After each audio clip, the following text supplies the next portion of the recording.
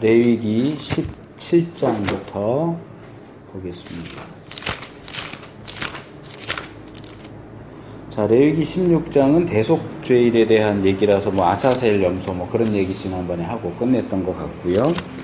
자, 17장은 다시 희생제사에 대한 내용으로 돌아옵니다. 여기는 이제 희생제사라는 측면도 있지만 또 다르게 말하면 고기를 먹는 문제예요. 고기를 먹는 문제이기도 해요.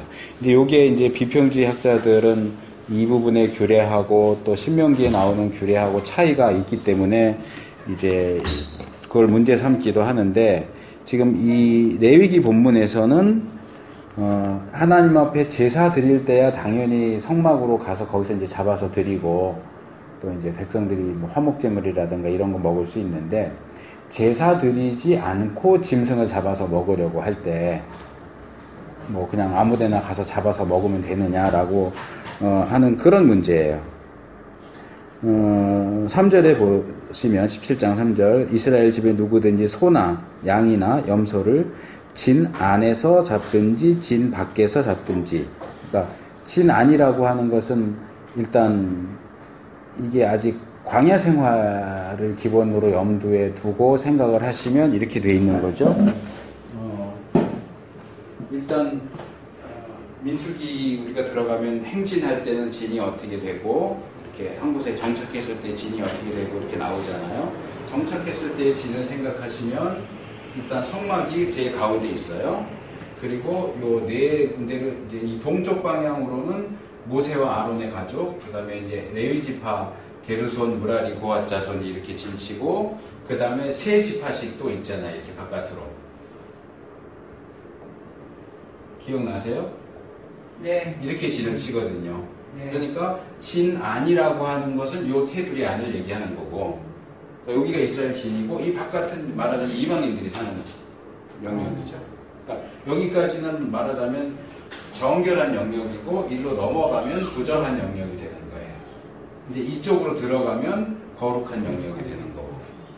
그러니까 보통 제사를 드릴 때는 이제 여기 성소 지성소가 있고, 계단이 있고, 물두멍이 있고, 이쪽 북쪽, 이 성막들 북쪽 방향에서 짐승을 잡는단 말이에요. 네. 그러니까 이제 제사를 드리는 이런데, 제사 드리지 않는 상황에서 고기를 먹으려면 짐승을 잡아야 되는데, 그러니까 각 지파가 자기 있는 뭐 집이나 마당이나 어디 이 진 안, 정결한 장소인 진 안에서 잡든지 또는 진 밖에서 잡든지 이렇게 이제 지금 얘기를 하고 있는 거예요. 네. 그래서 진 안에서 잡든지 진 밖에서 잡든지 먼저 회막문으로 끌어다가 여호와의 장막 앞에서 여호와께 예물로 드리지 아니하는 자는 피 흘린 자로 여길 것이라. 그러니까 여기서는 이 실제로 잡을 때 안에서 잡을 수도 있고 밖에서 잡을 수도 있지만, 잡기 전에 먼저 하나님 앞에 가지고 나와야 된다. 그리고 여기 이제 자세하게 뭐 여호와께 예물로 드려라 하는 얘기가 피를 드리라는 얘기인지 뭘 드리라는 건지 구체적으로 안 나와 있기는 하지만, 어쨌든 말하자면 신고제인 거예요. 신고제. 짐승을 잡아서 먹으려면 일단은 하나님 앞에 갖고 와서 하나님 이거 잡겠습니다 신고하고, 그 다음에 잡는 것은 진 안에서 잡아도 되고 진 바깥에서 잡아도 되고 뭐 이제 이런 식으로 해서 들에서 잡던 희생을 회막문 여호와께로 끌어다가 제사장에게 주어 화목제로 여호와께 드려야 할 것이요. 여기 이제 피를 뿌리고 기름을, 그러니까 피와 기름은 일반적으로 제사용이 아니어도 짐승을 잡아 먹을 때 피와 기름은 먹을 수 없다. 그것은 그러니까 그 짐승 자체가 제물이 아니라고 할지라도 피와 기름은 하나님 앞에 드리도록 돼 있고, 이제 나머지를 먹을 수 있는 거죠. 이해되시죠? 네. 예. 그러니까 우리나라도 초기 교회에 보면 뭐 제사를 드리지는 않았지만 그런 것과 아주 비슷한, 뭐라고 그럴까, 항상 하나님이 우선이고 하나님이 제일이고 그런 전통들이 있었던 것 같아요. 저요 몇 년 전에요 너무 충격적인 게 있었어요. 뭐가요? 추수감사 예배 드리는데 어느 집사님이 소고기를 5kg 딱 떠왔어요. 고기를 갖고 왔어요? 너무 힘들어. 집사 이거 뭐예요? 그랬더니 자기 강단을 올리려고 갖고 왔다는 거예요. 담배 올리려고? 이거까지 식구를 국끓여 먹는 걸 이해돼도 그렇게 얘기했어요. 뭐 근데 뭐 잘못된 거는 아니죠 뭐. 근데 너무 그래서 인습한적이진 않으니까 좀 충격적일 수는 있지만. 이 집사님이 중국에 사실 때 성락교를 다녔거든요.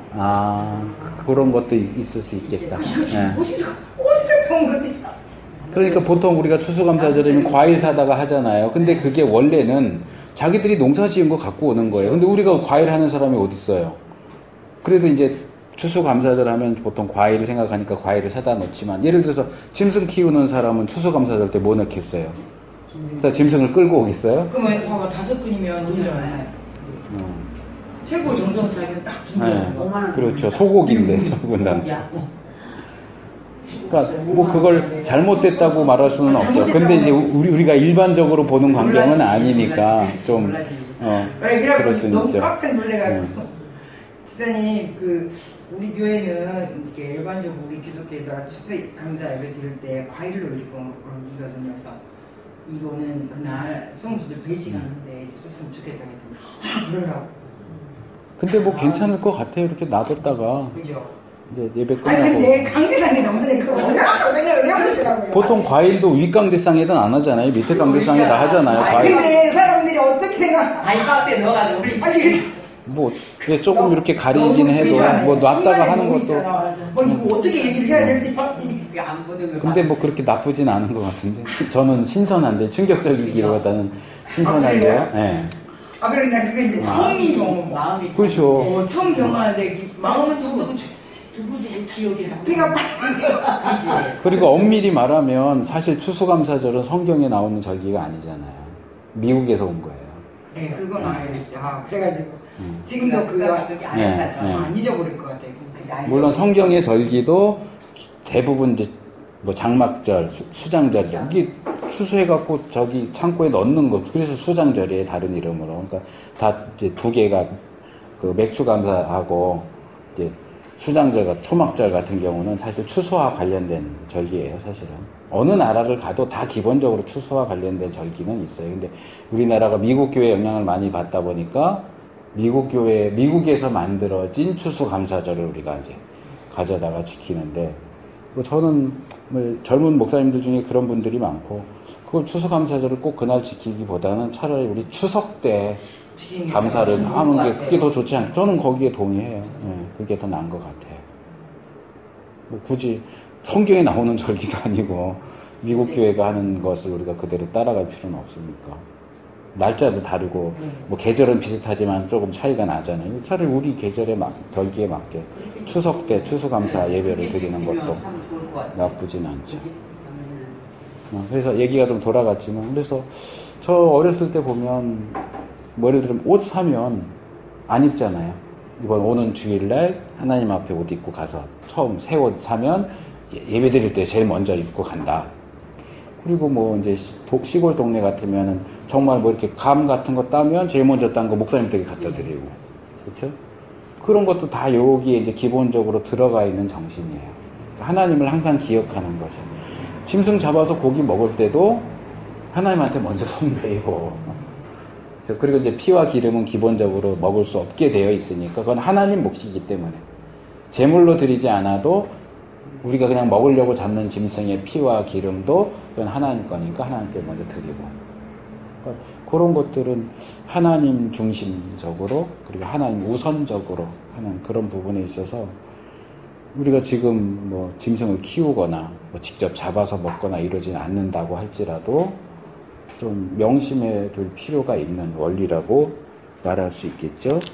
그래서 아마 이제 이 부분에서 뭐 짐승 잡아먹는 얘기를 하다가 갑자기 음란히 섬기던 수염소에게 다시 제사, 우상숭배와 관련된 이야기가 나오죠. 그러니까 이제 이것은 짐승, 이제 소, 염소, 양 이런 얘기 하다 보니까 아마 연상이 돼서 요즘에 이제 아이들 학교 가면 뭐 마인드맵 그런 거 하잖아요. 뭐 이렇게 꼭 비슷하면 연결시키고 하듯이 이렇게 쭉 하다가 이제 여호와께서 모세에게 일러 가라사대 이렇게 시작되는데 하나님 말씀하시다가 소, 양 얘기하니까 이제 염소 섬기는 게 떠오르셨나 봐요, 하나님이. 아론의 네? 아론의 그 염소요? 이거요?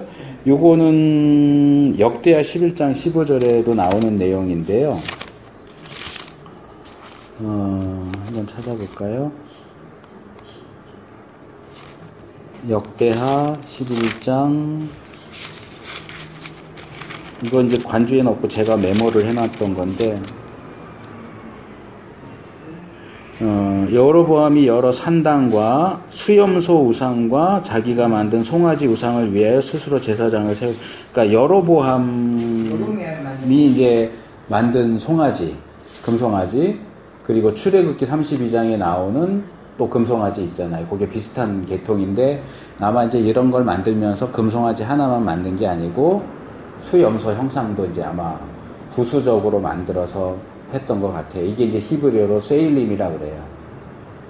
요 같은 용어가 사용됐어요. 여기 음란이 섬기던 수염소라는 요 표현과 역대하 11장 15절에 수염소 우상, 요게 이제 같은 세일림이에요. 세일림.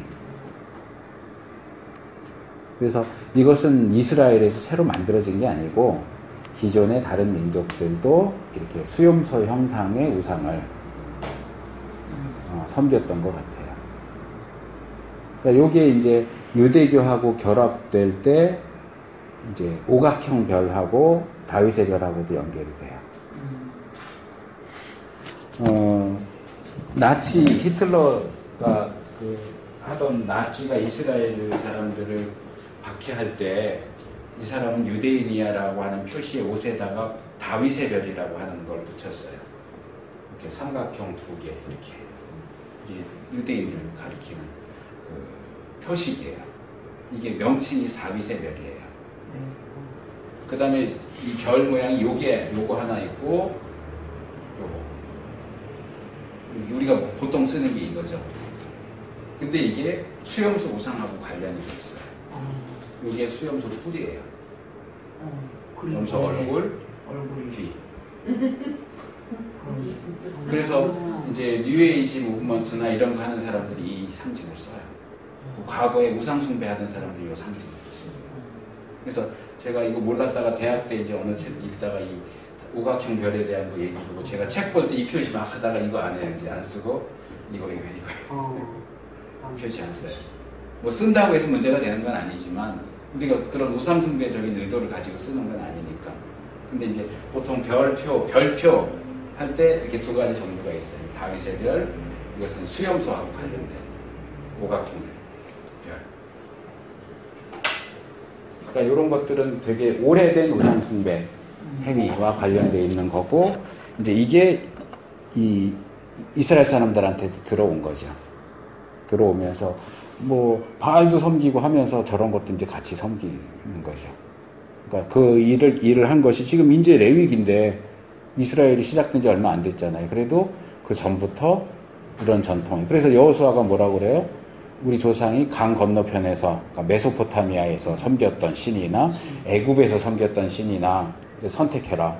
나와 내 가족은 오직 하나님만 섬기겠다. 그러니까 이미 이스라엘 안에 그 고대 근동에 있는 여러 종교 우상 숭배가 다 들어와 있었던 거예요. 그 중에 이제 수염소 숭배도 들어와 있었던 거죠.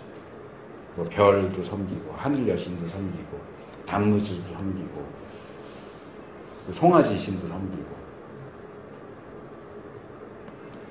그러니까 이제 짐승 잡아먹는 얘기하다가 이제 염소 숭배, 수염소 숭배하는 부분에서 거기 제사하지 마라.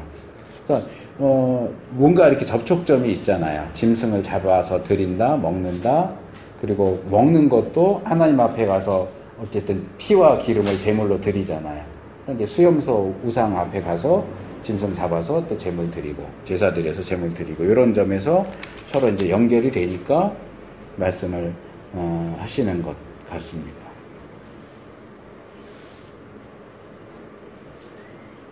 그 다음에 8절 9절에 보니까 번제나 희생을 드리되 회막문으로 가져다가 여호와께 드리지 아니하면 백성 중에서 끊쳐지리라.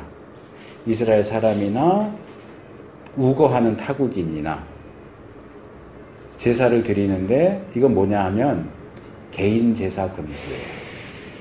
하나님 앞에 제사 드리려면 반드시 성막에 와서 제사를 드려야지. 아, 난 성막 가기 귀찮아. 가면 줄도 길게 서야 되고 뭐 그럴 필요가 뭐 있어. 그냥 나는 우리 집에서 번제 드릴래.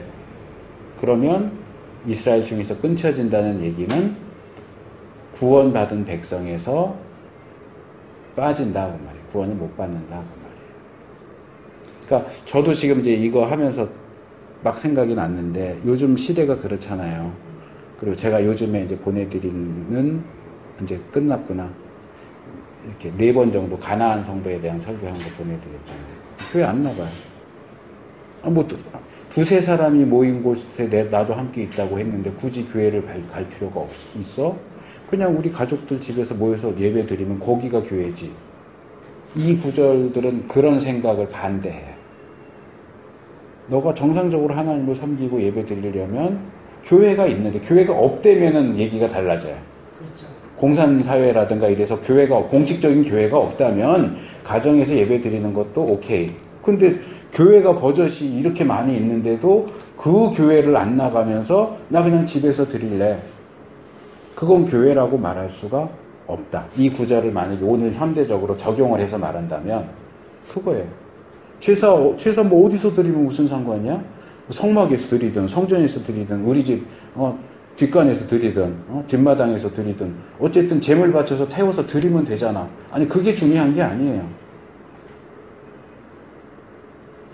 이제 제가 어제도 이제 다음 주일날 설교할 내용들 이렇게 하느라고 좀 이렇게 쭉 이렇게 내용도 좀 찾아놓고 정리하고 이러다 보니까 제단에 대한 제사장 위임식과 관련된 내용 중에서 이 출애굽기 29장인가 이제 하나님이 나중에 제사장 위임할 때 이렇게 해라 하는 말씀을 쭉 주시는 내용이 거기 나오는데 거기에 제사장 위임식을 7일 동안 하거든요. 7일 동안 하는데 단을 위해 제단, 번제단을 위해서 매일 수송아지 한 마리씩을 드리게 되어 있어요. 그 제단에다가. 그것을 통해서 짐승 잡으면 피 이제 뿌리잖아요. 단 밑에. 계속 단 밑에 뿌리고 그 다음에 아마 관유일 걸로 생각되는데 이렇게 개혁성이 그냥 기름이라고 번역했어요. 그건 제가 자세히는 안 봤는데 기름을 또 부어요. 그래서 그 제단을 첫 번째 피를 뿌림으로써는 깨끗하게 하고 그 다음에 기름을 부음으로써 거룩하게 한다. 제가 지난번에 이 거룩한 것과 속된 것, 부정한 것과 정한 것의 관계를 이렇게 이동하는 거 말씀드렸잖아요. 부정한 것을 정결 예식을 통해서 정결하게 만들고 근데 부정한 것이 한 번에 거룩하게 되는 법은 없어요. 부정한 것이 거룩으로 올라가려면 2단계를 거쳐야 돼요. 일단 정결해져야 돼요. 근데 정결해지는 것은 물로 씻든지 불로 이렇게 하든지 아니면 이제 피를 뿌리든지 그렇게 해서 이제 그 제단이 원래 막 부정하던 제단은 아니지만 그냥 노수로 만든 제단이잖아요. 그러니까 얘를 하나님께 전적으로 제사하는 용도로 쓰기 위해서는 일단 얘를 정결하게 하는 과정이 필요해요. 거기에 이제 피를 뿌리는 거예요. 피를 뿌려서 깨끗하게 하고 깨끗하게 된 거기에 기름을 부어서 거룩하게 해요. 그러니까 단을 위해서 속하기 위해서 매일 7일 동안 매일같이 수송아지 한 마리를 드리고 피를 뿌리고 그 다음에 기름을 부어서 거룩하게 해요. 그러면 제단이 지극히 거룩하게 될 것이다. 그래서 이 제단에 접촉하는 것들이 거룩하게 되리라. 제가 보면서 새롭게 깨달았어요. 제단은 그냥 있는 거고 짐승 잡아서 거기다 제단 바치면 이 제사 행위 자체가 하나님께 드려지는 것이 아니겠는가 보통 이렇게 생각을 하는데 제물도 흠없는 거 그렇죠? 정결한 거 잡아야 되고요. 그 제물을 드리는 제단도 아무 단에나 놓는 게 아니고 제사장 위임식과 함께 그러니까 제사장은 그냥 보통 레위 사람인데 아론과 그 아들들이 그냥 레위 사람인데 위임식을 거쳐서 거룩한 사람이 돼서 제사장 직분을 수행하게 되고 그 과정에서 물론 처음부터 용도를 성막으로 쓰려고 만들었지만 보통 물건이잖아요. 그 물건도 7일 동안의 위임식을 거치면서 말 그대로 거룩한 천막이 되는 거예요. 성막이 되는 거예요. 거기에 있는 기구도 마찬가지.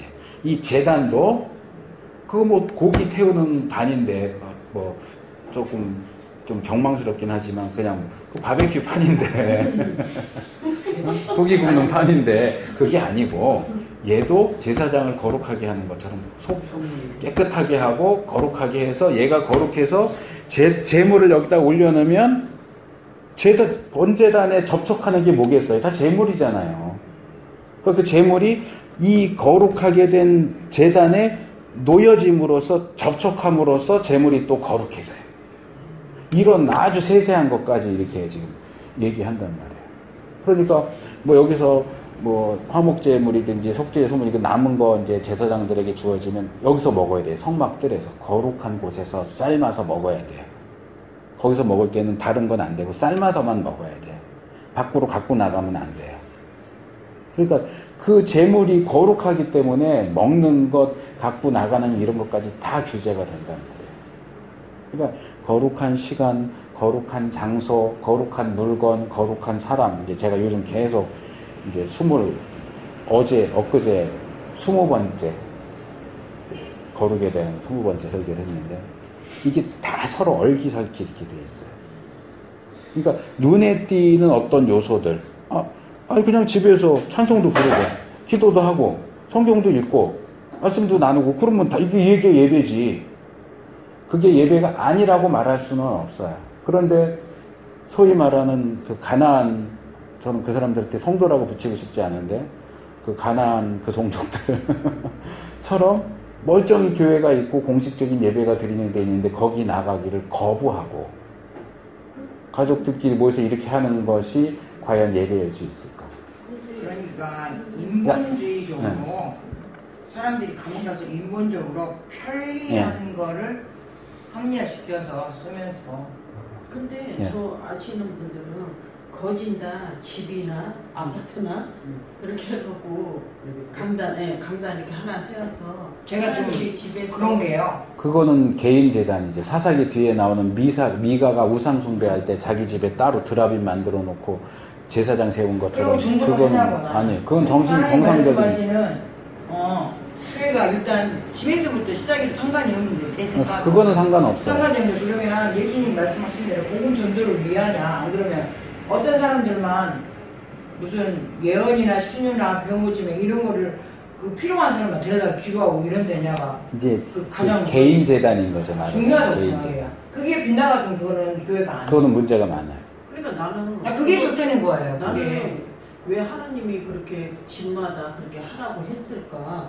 뭔 데다 됐냐면 금지돼 있어요. 성경적으로는 금지돼 있는 그 거예요. 점쟁이들 이렇게 개인적으로 한 것 같은 느낌이 들어 내가.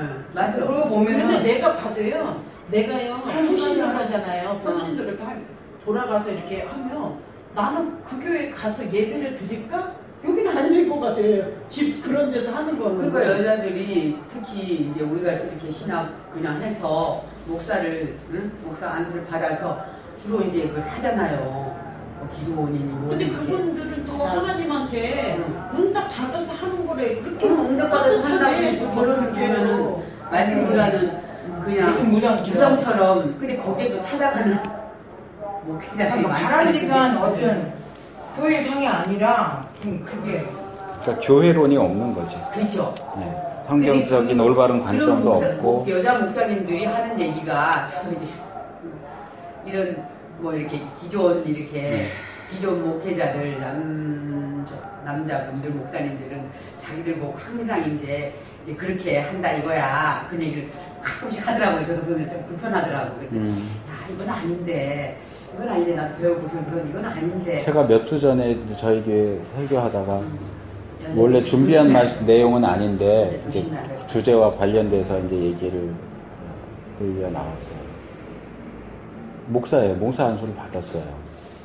근데 이제 이런 군소교단에서 공부를 한 거예요. 근데 공부도 열심히 안 한 것 같아요.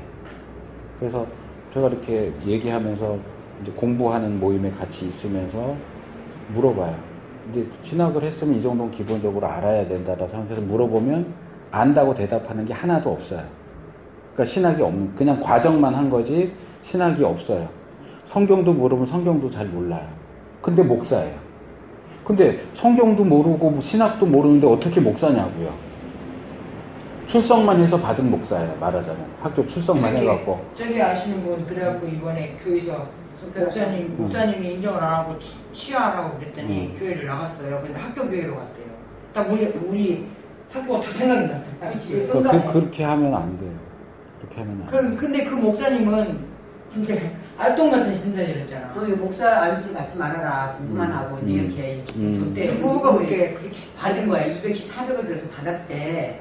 그래서 목사를 받았는데 그 교회에서 좀 일을 이제 뭔가를 좀 해주기를 바라는데 그분들이 이제 뭔가를 이제 이렇게 한 게 아니라 정말 봉사만 하다가 이제 근데 그 봉사 부은이요 무술이 봉사만 하신 거예요. 그랬는데 뭐 가르치는 목회자가 됐는데 좀 리더 봉사 파트를 맡겨주기를 원하는데 그게 안 되잖아 사실은. 그러니까 제가 많이 예를 들지만 의사를 예를 들자면 자 소위 그 의사도 되려면 예과하고 본과하고 해갖고 해야 되잖아요. 그쵸. 근데 이걸 후루꾸루 받았어. 속성으로 한 2년짜리 하고서 의사 면허증이 나왔는데 수술도 할 줄 모르고 증세를 진단할 줄도 몰라. 누가 그 사람한테 자기 몸을 맡기겠어요? 중요한 중대한 배 째는 수술 그 사람한테 맡기겠어요? 근데 이 사람은 어딜 가서 자기가 의사래. 아픈 사람 진단할 줄도 모르고 약 처방해 줄 줄도 모르고 수술할 줄도 몰라요. 타이틀만 의사지 의사로서 알아야 될 건 아는 게 하나도 없어. 그게 어떻게 의사냐고요. 근데 본인은 밖에서는 목사 받았으니까 목사라고 얘기하는데 진짜라고. 아유 그래가지고 저기는 진짜. 그러니까 제가 종종 얘기하지만 성도들이 이렇게 좀 어느 정도 교회 생활도 하고 이제 사회생활 하다가 이제 좀 안정되고 시간적인 여유도 있고 그래서 신학을 공부하는 거 저는 나쁘지 않다고 생각을 해요.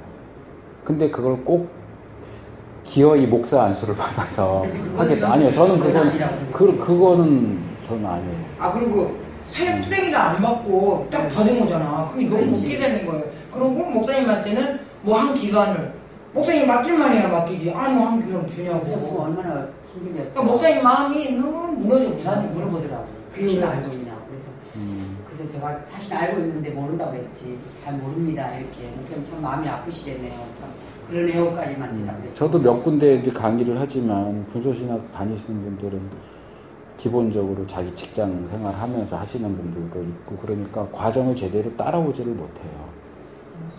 숙제 내라고 숙제도 잘 안 내요. 출석도 제대로 안 하고 시험도 엉터리로 보고 제가 F를 줘도 학교에서 처리했고 다 졸업을 시켜버려요. 그리고 목사 안수를 줘버려요.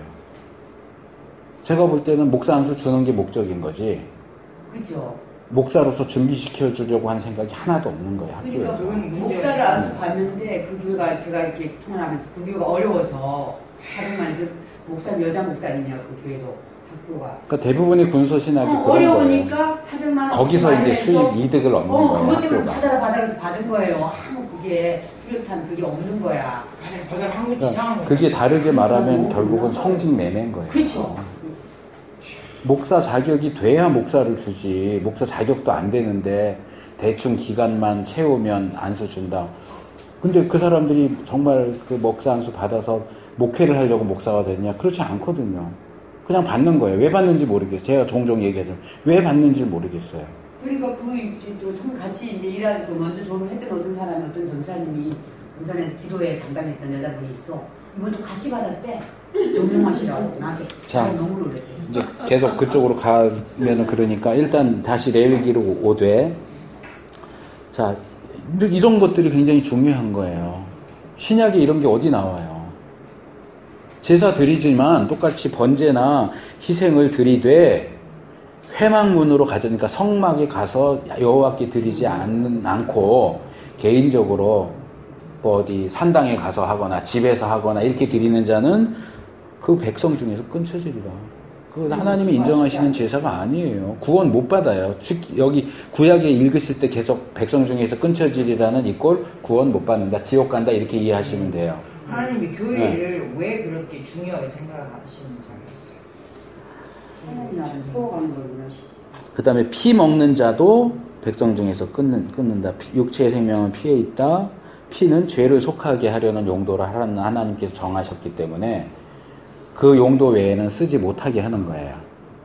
근데 이제 이게 구약 희생제물의 피는 사실 뭐의 그림자예요? 예수님의 보혈의 그림자잖아요. 그러니까 예수님이 오시기 전까지는 계속해서 얘기하는 게 뭐냐? 피 먹으면 안 된다. 왜? 그 피는 죄를 속하는 용도로만 사용이 돼요. 근데 이제 신약으로 오면 얘기가 달라져요. 그래서 이 구약에 피 먹지 말라는 얘기 때문에 이 질문 하시는 분들 되게 많아요. 선지국 먹으면 안 돼요? 선지국도 피 끓여서 먹는 거잖아요. 네. 근데 예수님이 돌아가시기 전에 몇 번 요한복음에도 많이 나오고 하지만 이제 최후의 만찬 하시면서 뭐라고 그러세요? 빵 주시면서 받아 먹어라. 이는 내 살이다. 포도주 주시면서 받아 마셔라. 이것은 내 피다. 피를 마시래요. 피 마시지 말라고 그랬잖아요. 먹지 말라고 그랬잖아요. 구약에. 근데 왜 예수님은 자기 피를 마시라고 그래요? 내 살을 먹고 내 피를 마시지 않는 자는 구원을 받을 수 없다고 그러잖아요. 왜 그걸 굳이 피를 먹어야 구원받는다 이렇게 말씀을 하실까요? 이제 그 피의 본체가 오신 거예요. 여긴 그림자예요. 이건 손상시키면 안 돼요. 네. 그러나 예수님이 오시면 예수님의 피를 마시지 않고서는 구원받는 것이 불가능해요. 근데 예수님 벌써 2000년 전에 가셨는데 우리가 그 피를 어떻게 먹어요? 이제 성찬식인데 포도주, 우리가 성찬식에 예수님 피라고 해서 하는 건 포도주지 사실 예수님 피가 아니잖아요. 네. 가톨릭에서는 그게 피가 된다고 주장을 하죠. 그게 화채설이에요. 근데 우리는 그걸 인정하지 않잖아요. 그러니까 살을 먹고 피를 마신다는 것이 상징화되는 거예요. 그러니까 그건 다르게 말하면 예수님의 살을 먹고 예수님의 피를 마신다는 이꼴 예수님을 믿는다. 이렇게 되는 거죠. 그러니까 이제 성경에는 어떤 실제적인 물질과 그것이 내포하는 어떤 상징적인 것들이 같이 이렇게 엮여서 나오는 것들이 꽤 있어요. 세례식에서 쓰는 물도 마찬가지예요. 뭐 세례식에서 쓰는 물은 특별해요? 그냥 물이잖아요. 그렇다고 해서 이게 아무 물이나 잊을 수 있어요? 아니거든요. 또 그렇지 않거든요. 그러니까 이제 어떤 분들은 뭐 목사님들은 이스라엘 성지순례 갔다가 요단강물 퍼갖고 그거 갖고 뭐 세례 사실은 아무 의미 없어요. 뭐 사도들은 요단강물 퍼다가 세례 줬을까요? 아무 물이나 갖다가 하면 되죠. 근데 또 아무 물이나 이런다고 뭐 쓰고 남은 거 뭐 양치질하고 이러면 되겠어요? 그래도 성례식에 썼던 건데 그거는 이제 저기 해야죠. 그러니까 이게 너무 귀하게 하는 것도 문제고 너무 아무렇지 않게 하는 것도 그렇고 히브리어 헬라어도 마찬가지예요. 요즘에도 계속 다니는데 그 히브리어 어떤 분들이 막 계속 하면서 이 알파벳 하나하나에 다 의미가 있다. 이 알렙은 원래 황소 머리 이렇게 뿔 있는 모양으로 한 건데 그게 황소를 가리키고 그리고 엘 하나님 할 때 사용되는 거기 때문에 알렙이 들어가는 글자 단어에는 다 하나님이 들어갔다 이렇게 설명하는데 아니에요. 그건 너무 히브리어라는 언어를 신성화시키는 거예요. 그래서 제가 그러잖아요. 그럼 우리 한글 기억은 낫 놓고 만들어진 게 기억인데 그럼 한글 단어 중에 기억 들어가면 다 그게 낫하고 관계가 있냐고. 말도 안 되는 소리잖아요. 근데 히브리어는 성경이 쓰여진 언어이기 때문에 그런 게 있다라고 가르치는 사람들이 되게 많아요. 그것도 좋다고 막 공유하고. 그런 거 조심해야 돼요. 근데 피 경우도 그렇고요. 그래서 피를 어떻게 취급할 건가 다음에 나오고요. 그래서 피가 이제 묻으면 옷에 묻으면 옷을 빨고 몸에 묻으면 닦고 저녁까지 부정하더라. 피는 좋은 거잖아요. 근데 생명이잖아요. 생명이 노출되면 조심해야 하는 부분이죠. 그 다음에 또 성적인 부분과 관련된 내용들이 쭉 나오죠. 이거 지난번에 사모님 질문하셨었는데 이제 근친상간에 대한 얘기들이 쭉 나오다가 갑자기 내 자녀를 몰래에게 주지 말아라. 뭐 이제 이게 지금 앞에 17장하고 비슷한 거예요. 짐승 잡아먹을 때 어떻게 해야 되느냐 얘기 나오다가 갑자기 수염소에게 제사 드리지 말아라는 얘기가 또 나오잖아요. 툭 나온 것처럼 성적인 규례를 쭉 얘기하다가 갑자기 또 짐승이 아니고 자녀를 몰래에게 주지 말아라. 그러니까 요런 것들이 지난번에 제가 설명한 것처럼 가나안 종교는 기본적으로 성적인 요소가 들어가 있어요. 제사의식 자체에. 그러니까 이제 그런 것들이 또 연상돼서 같이 언급이 되는 것 같고요. 이제 짐승과 수간이죠, 수간. 짐승과 성관계를 갖는 것에 대한 금지. 제가 오늘 이렇게 오다가 잠깐 그 페이스북 이렇게 했더니 아마 동성애 반대하는 모임에서 만든 그 그룹인 것 같은데 거기에 몇 개 이렇게 관심 가질 만한 기사들이 올라왔길래 제가 이제 링크를 저장해 놨는데 동성애 결혼을 허락했는데 남미 어디에서 최초로 남자 동성애자 3명이 부부가 됐어요. 아, 동성도 결혼하는데 왜 꼭 2명만 해야 되냐? 3명도 할 수 있지. 그 다음에 또 동성도 결혼하는데 왜 그럼 근치는 안 되냐? 동성도 결혼하는데 일부 다처제가 왜 안 되냐? 그리고 지금 계속 법원에 청원이 뭐 카나다, 뭐 미국 이런데 계속 청원이 올라가고 뭐 어디는 허락이 되고 뭐 이런 얘기가 계속 나오고 카나다에는 아이가 하나인데 엄마 아빠가 4명이야. 그게 허락이 되는 부부가 이제 둘인 거죠. 그러니까 아니면 4명이 부부가 되는 거죠. 하나님 쓰는 나가시고 있어. 그리고 카나다에서는 동물과의 성관계가 허락이 됐어요. 삽입만 하지 않으면 이거 죄로 삼지 않겠다. 동물과 결혼이요? 관계, 성관계. 동물과 성관계를 갖는 것이 법적으로 허락이 됐는데 삽입만 하지 않는다면 문제없다. 아휴, 사람들이 키우고 있는 동물을. 그러니까 이런 것들을 이렇게 보면 이미 성경에 나온 내용들을 다 정반대로 하는 거예요. 그러니까 이게 그 사탄의 역사를 보면 사탄은 창조하는 능력이 없어요. 그러다 보니까 항상 하나님이 만들어 놓으신 것을 이렇게 비틀어요. 그래서 예수님이 하신 일을 흉내내고 하나님이 만드신 것을 비틀고 이런 식으로 역사를 하거든요. 그러니까 이제 안 믿는 사람들은 뭐 그냥 일반적인 생각 속에서 뭐 이럴 수도 있고 저럴 수도 있고 이렇게 하는데 이미 성경에 다 금지가 되어 있는 거예요.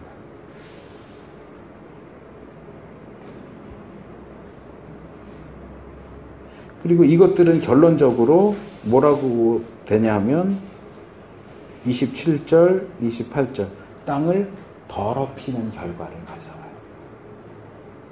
이런 죄, 성적인 죄, 우상숭배의 죄, 뭐 폭력, 사기, 갈취, 뭐 여러 가지 어쨌든 모든 죄는 땅을 더럽혀요.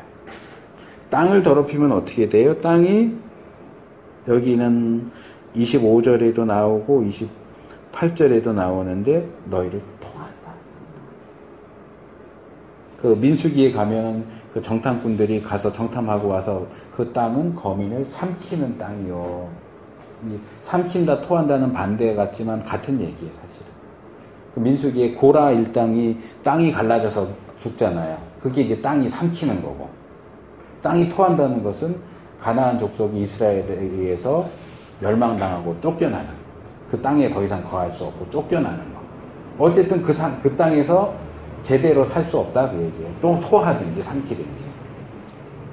이런 죄악들이 땅을 더럽혀요. 이 더럽히는 것들을 제거하기 위해서 제사가 필요합니다. 정상적인 제사가.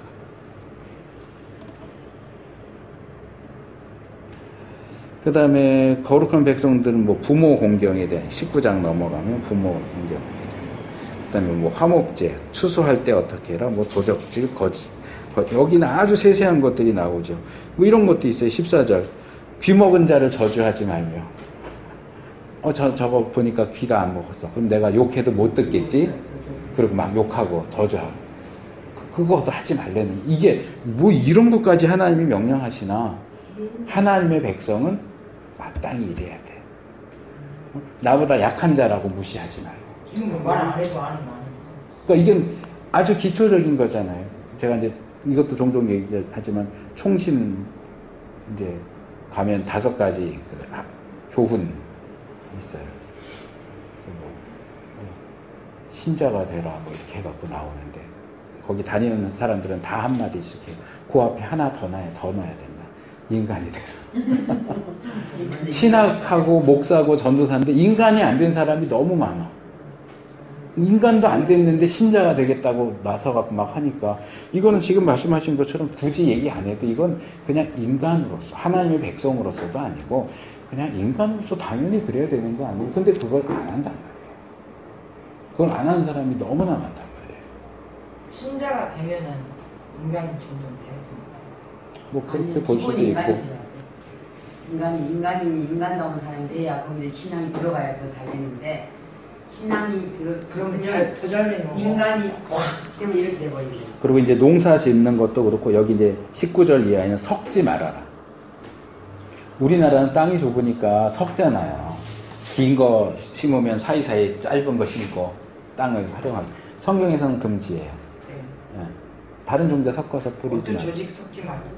옷도 다른 종류의 그 실을 섞지 마라. 그러니까 이것은 말하자면 혼방이에요. 혼방. 이거 그대로 말하면 혼방 입으면 안 돼요. 뭐 면 100%, 뭐 이런 싱크 100% 이런 식으로 100%짜리를 입어야지 혼방은 금지되어 있어요. 구약에 의하면. 우물 몇 프로 뭐 그러면 이건 참 어렵죠. 우리 입는 옷 중에 혼방 아닌 게 어디 있어요? 거의 다 혼방인데. 감사합니다. 그러니까 이거 여기서 얘기하는 것은 결국 뭐냐 하면 창조 질서예요. 창조의 질서를 어그러뜨리지 말아라. 섞지 말아라. 그러니까 사람과 짐승이 섞이면 안 돼요. 식물도 섞이면 안 되고 동물도 다른 종끼리 교배하면 안 돼요. 그러니까 그런 거 있잖아요. 말하고 당나귀하고 사이에서 노새 나오잖아요. 뭐 사자하고 호랑이에서 뭐 라이거 뭐 이렇게 나오잖아요. 근데 그런 짐승들 특징이 뭐예요? 재생산이 안 돼요. 그러니까 딱 만들어지면 고세에 대해서 끝나지 또 걔들이 또 해갖고 새끼를 낳는 법이 없어요. 하나님의 창조 질서에 위배되는 거예요. 그러니까 유전공학도 마찬가지. 예전에 그 기억하실지 모르겠지만 그 영국에서 돌리 양 복제했다고. 네. 근데 일찍 죽었잖아요. 떠드시겠어요. 네, 근데 죽었잖아요, 일찍. 그러니까 예를 들어서 양이 20년 사는데 10년짜리 양에서 복제하면 새로 만들어진 얘가 1살이냐? 아니에요, 10살이에요. 아. 그러니까 일찍 죽는 거예요. 이게 사람 생각하는 것처럼 이 생명에 대한 문제는 사실상 사람이 건들기가 어려운 거예요. 그러니까 이게 다 사실은 창조 원리예요. 그래서 이제 어떤 분들은 그렇게 얘기하죠. 에덴 동산의 중앙에 나무가 2개 있었다. 선악을 알게 하는 나무와 생명나무다. 선악을 알게 하는 나무는 아담과 하와가 따먹어서 이제 의미가 없어졌고 하나 남은 게 생명나무인데 이게 현대인들이 하는 유전공학이다. 이 생명나무를 건드리는 거다. 생명 영역, 게놈 프로젝트라든지 이런 것들. 물론 과학적인 연구를 우리가 무조건 하지마 이럴 수는 없겠지만 과학의 영역에도 한계가 있어요. 특별히 생명은 얼마나 과학이 발달해서 이것저것 다 만들어도 피 못 만들잖아요. 왜 헌혈 받아요? 피 못 만들어요. 근데 우리 식품 속에 보면 교수님 생명공을 통해서 막 유전자 결합해갖고 만드는 뭐 콩 이런 거. 콩이라든가 호박이라든가 막. 근데 지금 그런 것들 통해서 과일도 많이 나오잖아요. 네, 그렇죠. 그렇죠.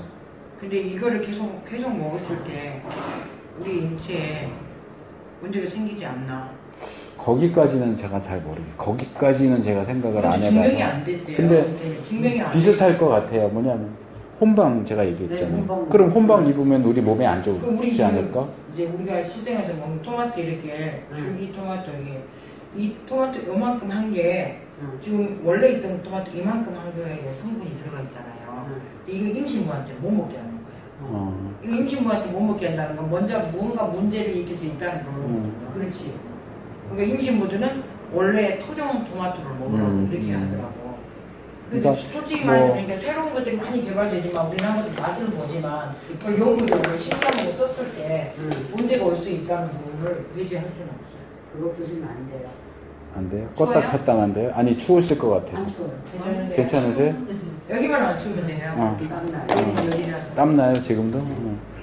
근데 뭐 일단은 제가 이제 관심을 가지고 보는 영역도 있고 뭐 그 이상 안 나가는, 그러니까 복제인간 같은 경우에 영혼이 문제가 되거든요. 상인한 네. 사람만 네. 문제. 그러니까 이제 그런 거는 제가 좀 더 관심 가지고 보지만 뭐 유전자 조작 식품을 먹는 것이 어떠냐 이런 거는 제가 이제 별로 관심을 안 가져서 뭐라고 답을 할 수는 없는데, 그냥 제가 생각할 때는 어쨌든 그렇게 건드린 것은 가급적이면 안 먹는, 뭐 절대로 먹으면 안 돼 이럴 수는 없고, 그러면 우리도 혼방도 절대로 입으면 안 돼요. 근데 이게 창조 질서를 가르쳐 주기 위해서 얘기하는 거지, 피 먹으면 안 돼 하는 거랑 똑같이 그걸 꼭 혼방 입으면 피부가 뭐 썩어 뭐 이런 건 아니잖아요. 피 먹으면 죽어 뭐 이런 건 아니잖아요. 그처럼 유전자 조작도 어느 정도 선까지는 뭐 크게 문제 삼지 않을 수 있겠지만, 근데 이제 이게 좀 더 계속 심해지고 이런다면 또 이제 우리 기독교적이고 성경적인 측면에서 뭔가 또 이렇게 발언이 나오긴 해야 되겠죠. 네. 그 다음에 이제 23절 땅이 들어가면 이건 이제 안식년 또 희년과도 관련되는 건데 그 어떤 기초적인 요소죠. 23절 땅에 들어가 과목을 심거든 그 열매는 아직 할례 받지 못한 것으로 여기되 3년 동안은 먹지 마라. 사과나무 심었는데 뭐 심고 뭐 다음 해 바로 열리지는 않겠지만 어쨌든 3년 동안은 거기 열매가 맺혀도 먹지 말고 4년째에는 하나님께 드리고 5년째부터 먹어라. 와, 이거 손해가 많죠. 근데 이것도 아까 처음에 제가 얘기했던 것처럼 하나님 우선주의, 하나님 중심주의. 그러니까 모든 삶의 모든 영역에서 하나님을 먼저 가장 먼저 생각을 해요. 이렇게 할 때 너희 소산이 풍성하리라. 피째 먹지 말아라. 점치지 말고 머리갈을 둥글게 깎지 말며. 요거는 이 당시에 이제 가나안 우상 숭배자들, 그러니까 뭐 예를 들면 바알의 선지자라든가 바알의 제사장들이라든가 요런 사람들의 독특한 머리 스타일이에요. 그러니까 그거 따라하지 말라는, 우상 숭배자들의 헤어스타일 따라하지 마라, 그거예요. 수염 끝을 손상치 말며, 요런 것도 마찬가지고. 죽은 자를 위해서 살을 베지 말라. 몸에 문이름, 문신 금지. 성경적으로 문신하면 안 돼요. 딸을 기생을 만들지 말아라. 안식일을 지키고 성소를 공경하고. 이 성소를 공경하라. 물론 오늘날 예배당이 성소냐 거기에 대해서는 뭐 찬반 양론이 있긴 하지만, 뭐 저는 예배당은 그냥 예배드리는 건물이지 거기가 성전이라고 생각하지는 않아요. 그렇지만 아까 말한 것처럼 그걸 지나치게 이렇게 신성시켜도 안 되고, 이건 뭐 보통 집이랑 똑같이 그냥 주일날 예배만 드리는 것만 다르지 다른 건물하고 뭐가 달라, 그렇게 얘기해서도 안 된다고 생각을 해요. 어쨌든 하나님을 위해서 예배드리기 위해서 구별한 공간이니까 또 이렇게 지켜주는 거, 여기 표현대로면 성소를 공경하는 그런 태도. 예배를 위해서 잘 관리는 해요. 예, 그렇죠. 관리를 해야죠. 센 머리 앞에 일어서고, 그러니까 머리 허옇게 된 분들, 버스 탔을 때, 지하철 탔을 때, 노인들 타시면 일어나라. 이제 물론 여기서는 그 얘기는 아닌데, 공경을 표시하기 위해서 일어나는 거예요. 노인의 얼굴을 공경하고 하나님, 그러니까 노인을 공경하는 것은 하나님을 공경하는 것과 연결되어 있어요. 부모님께 순종하는 것은 하나님께 순종하는 것하고 연결되어 있어요. 권위의 문제죠. 타국인이 있을 때 학대한 외국인 노동자 문제, 이제 여기하고 연결되겠죠. 도량형의 불의를 행하지 말아라. 저울 조작하지 마라. 공평한 저울, 공평한 추, 공평한 에바, 공평한 흰 사용해라. 뭐 고체가 됐든 가루가 됐든 액체가 됐든 정확하게 해서 정직하게 장사해라. 속이지 말고. 왜? 내가 너희를 애굽 땅에서 구원하는 하나님이다. 그러니까 장사도 하나님 앞에서 해라. 너 구원받은 하나님의 백성인데 장사를 속여서 하면 되겠느냐. 그러니까 율법, 그러면 우리는 자꾸 율법주의 막 이러지만 우리가 어떻게 실제적인 아주 구체적이고 실제적인 상황에서 하나님 앞에서 살 것인가에 대한 이야기인 거예요. 물 한 잔을 마셔도 물건 하나를 사고 팔아도 그러니까 계속 끝에 뭐가 나와요? 나는 여호와니라 나는 여호와니라. 너가 내 백성인데 그 다음에 자식을 우상에게 주면 죽여라. 우상 숭배자 죽여라. 6절 음란하듯 신접한 자 박수를 추정하는 자도 백성 중에서 아비나 어미를 저주하는 자는 죽여라. 간음하는 자 동성애 여인과 교합하든 남자와 교합하는 이게 남자가 동성애자 이건. 그 다음에 아내와 장모를 아울러 취하여 짐승과 교합하면 남자도 여자도 또 근친 그 다음에 질서를 깨뜨리는 건 죽여라. 그 다음에 월경 기간에 관계 갖는 거 형제 아내를 이게 재밌는 이 20장 21절 말씀에는 재밌는 일화가 있어요. 종교개혁사 배우셨나요? 종교교사는? 종교개혁사 배우면 영국의 종교개혁 나와요. 헨리 8세가 종교개혁하는데 영국의 헨리 8세가 카톨릭에서 나와서 거기 이제 성공회죠. 결국은 개신교도 아니고 내용은 개신교에 가깝고 껍데기 형식은 카톨릭에 가까운 영국 성공회가 만들어지는데 영국 성공회가 만들어지는 가장 중요한 계기가 되는 말씀이 이 말씀이에요. 원래 헨리 8세가 영국 왕이 될 사람이 아니 형이 있어요. 근데 형하고 이 결혼하기로 한 여자가 있는데 그러니까 아내죠. 정혼을 했는데 형이 죽었어요. 그래서 헨리 8세가 왕이 되면서 말하자면 형수하고 결혼을 했어요. 근데 둘 사이에 아이가 없는 거예요. 그래서 이 헨리 8세 머릿속에 뭐가 있냐면 이거예요.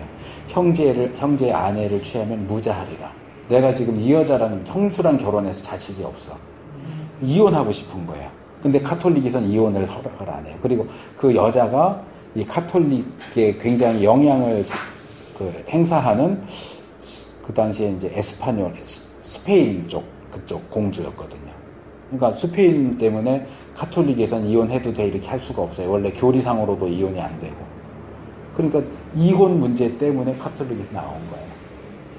개신교는 무슨 이혼을 허락하신대요? 아니 그러니까 개신교로 가기는 또 그러니까 개신교가 아니고 성공회라니까요. 영국은. 성공회는 이혼해도 되는 거예요?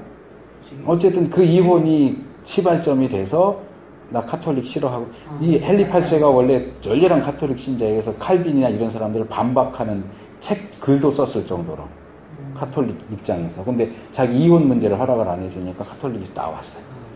그렇다고 개신교로 가기는 뭐하니까 이제 형식은 카톨릭에 가깝고 교리적인 것은 개신교에 가까운 얼룩말 짬뽕 영국 성공회가 그렇게 해서 만들어진 거예요.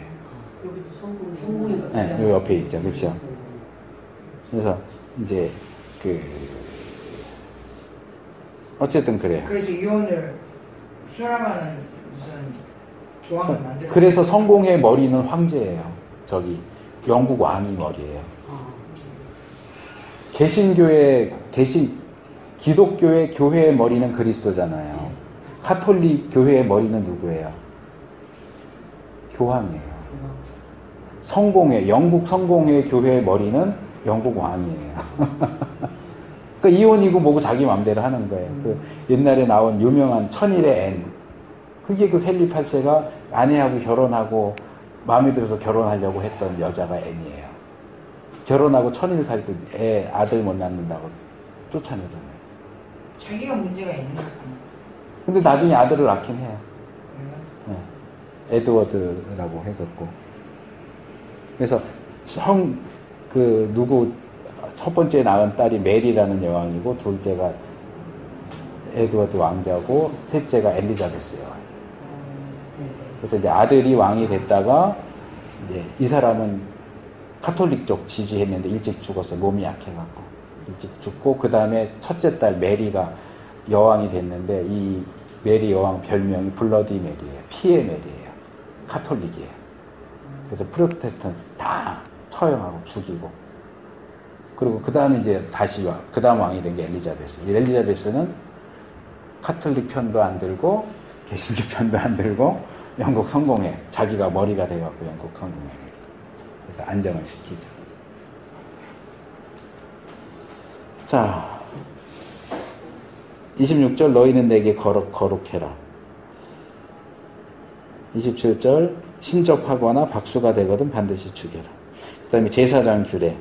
제사장이 어떻게 하나님 앞에 거룩하게 해야 되느냐. 욕되게 하지 말고 부정한 여인 취하지 말고 시체 때문에 더럽히면 안 되고, 그리고 제사장 가문에서 태어났어도 몸에 흠이 있는 자는 제사장으로서 섬길 수 없다. 16절 이하. 육체에 흠이 있는 자는, 그러니까 제사장들이 먹으라고 준 음식은 먹고 살아야 되니까 먹는 건 되는데 제사장으로서 서빙할 수는, 하나님 앞에 갈 수는 없어요. 22장 성물과 관련된 규례. 성물은 거룩하기 때문에 부정한데 성물을 먹는다거나 하는 사람은 죽는다. 그러니까 거룩한 것과 부정한 것은 상극이에요. 부정해지면 뭐 씻고 빨고 저녁까지 뭐 이렇게 그런 얘기들 쭉 나오고요. 그 다음에 재물에 대한 게 17절부터 나오는데, 재물 온전한, 이거 나왔으니까 얘기할게요. 지난번에 제가 좀 확실하게 알아보고 다시 말씀드릴게요 해놓고 얘기를 안 한 것 중에 하나가, 거룩에서부터 부정까지 이르는 스펙트럼 중에서 흠이 있는 재물 있었잖아요. 그래서 사모님이 흠 있는 재물도 드려요. 그래서 제가 드린다고 그랬는데 제가 혼동을 했어요. 그러니까 수컷, 암컷 드리는 거하고 혼동을 했어요. 기본적으로 재물은 수컷을 드리지만 화목재물 같은 경우는 암컷을 드리는 경우도 있어요. 근데 재물에 흠 있는 재물을 드리는 경우는 없고요. 그건 뭐냐 하면 재물로 했는데 뭐 지들끼리 뭐 이렇게 해갖고 다쳐서 흠이 생긴 재물 같은 경우에, 그런 경우는 재물로는 못 드리죠. 근데 원래 재물로 드리기에 구별됐기 때문에 거룩한데 흠이 생기면 한 단계가 내려가는 거예요. 그건 재물로 드리지는 않아요. 저도 그렇게 알고 네, 있었는데 그래가지고 깜짝. 네. 그리고 제가 그거랑 같이 해갖고 이거 나눠야 되겠다고 메모해 놓은 것 중에 하나가 뭐냐 하면 나병이요. 나병을 굉장히 이렇게 위험하게 이렇게 하잖아요. 그 중에 하나가 뭐냐 하면, 이게 이제 필립 얀시하고 폴 브랜드라고 하는 의사가 같이 쓴 인간의 고통에 대한 책이 있는데, 거기서 이제 왜 고통이 있는가, 하나님은 왜 인간을 고통을 느끼게 하셨는가, 그런 문제를 다루면서 이 나병에 대한 얘기를 해요. 그러면서 결론적으로 고통은 축복이다. 자, 나병 환자가 왜 문제가 되느냐면 그 중에 하나는 이거예요. 고통을 못 느껴요. 감각이 마비돼서, 예를 들어 이제 끝에서부터 이렇게 되잖아요. 근데 발이 이제 감각이 없어요. 그럼 신발을 신고 다니는데 만약에 신발 속에 이만한 돌멩이가 들어갔다. 그럼 보통 사람은 아야 하고 빼는데 이 사람들은 박혀도 몰라요. 그럼 그러고 신고 다니다 이게 다 이렇게 막 너덜너덜해지고 이래도 모르는 거예요. 자기 눈으로 보지 않는 한은. 그러니까 이것은 성경적으로 말하면 죄에 대한 무감각이에요. 그러니까 이 나병의 경우는 죄의 전염성 문제도 있고 하나님이 치신다라는 측면도 있고 전염성도 있지만, 또 하나는 죄에 대한 무감각이에요. 그러니까 이 나병에 대한 규례는 죄에 대한 무감각을 경계하는 의미도 거기 들어가 있어요. 죄 전놓고선도 그게 죄인 줄 모르는 거예요. 감각이 없어요. 그러니까 우리가 얼마든지 성경을 열심히 읽으면 이거 하면 안 되는구나 하는 걸 알 텐데 성경을 안 읽어. 그리고 이거 해야 되나요? 말아야 되나요? 모르겠어요. 그러면 성경 읽으면 우리가 궁금해하는 것의 한 80%는 성경만 읽어도, 읽기만 해도 나와요. 교수님 문제되는 건 인터넷에 탁 치면 바로 나와 말씀했죠. 네. 근데 인터넷이 좋은 점도 있지만 나쁜 점도 있어요. 특히 유튜브 같은 경우에. 유튜브는 필요 없고 말씀이 이러한 말씀. 근데 올리는 사람들이 가지각색이에요. 정통적인 기독교 신자도 있지만 무신론자도 있고 기독교 반대하는 사람도 있고 이단도 있고 이게 다 올라오니까 올라오는 것들을 걸러내서 읽지 않으면 잘못된 영향력을 받기 때문에 그래서 제가 전에도 얘기했지만 유튜브에 있는 것들 뭐 보시는 게 나쁜 건 아니지만 좀 절제하면서 보실 필요가 있어요. 전혀 이게 분별이 안 되고 막 짬뽕으로 나오니까. 상대적으로 얘기하는 네. 것이. 그래서 이제 우리 신학을 그래서 조금 했잖아. 그러니까 이게 조금 보이긴 하는데 네. 완전 똑같은 문제 가지고 완전 반대로. 네. 거기에 교회 이제 분석이 어디 교회인가 보면 기본적인 나의 그 기준이 생겨야 돼, 있어야 돼. 그걸 가지고 분별해가면서 듣고 봐야지. 그냥 아무 뭐 올라왔는데 뭐 틀린 거 올렸겠어? 아니요, 틀린 거 많이 올라와요. 엄청 주장하는 것도 있어. 그래서 자 제물 어떤 것들을 드릴 수 없느냐. 그 다음에 여기 뭐 예를 들어서 28절 암소나 암양을 물어나고 어미와 새끼를 같은 날에 잡지 말아라. 이런 것들은 이제 두 가지 측면이 있어요. 하나는 이제 뭐 동물 애호, 동물 보호 이런 거 얘기하는 사람들은 하나님이 이 동물에까지 그런 애정을 가지고 이렇게 무자비하게 하지 말라고 이렇게 하신다. 길 가다가 새를 봐도 어미새와 새끼를 같이 취하지 마라. 이런 내용도 나오거든요. 율법에 보면. 그러니까 이제 이게 어떤 자비에 대한 얘기 이 측면도 있고 또 하나는 이런 것들이 이제 많은 경우 가나안의 우상 숭배 의식하고 연결이 돼 있어요.